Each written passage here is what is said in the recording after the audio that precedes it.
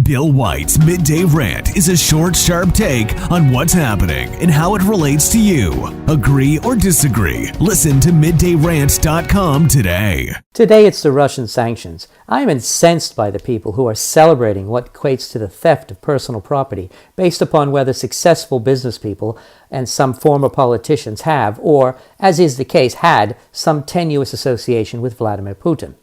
Regardless of your take on the Russian invasion of Ukraine, and I'll have something to say about that sooner rather than later, the fact remains that none of these so-called Russian oligarchs have anything to do with the running of Russia or the invasion of Ukraine, and so they're not oligarchs at all. What these people are is successful businessmen, and according to a list produced by the British government, one businesswoman.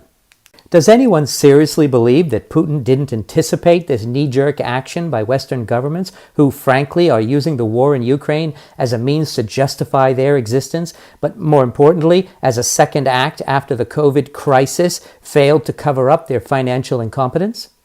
None of these sanctions will seriously impact Putin, Russia, or the Russian people. To think otherwise is ridiculous. These sanctions will drive up the cost of oil and natural gas for the West, and they will cause food shortages in the West, and very likely cause the US dollar to crash.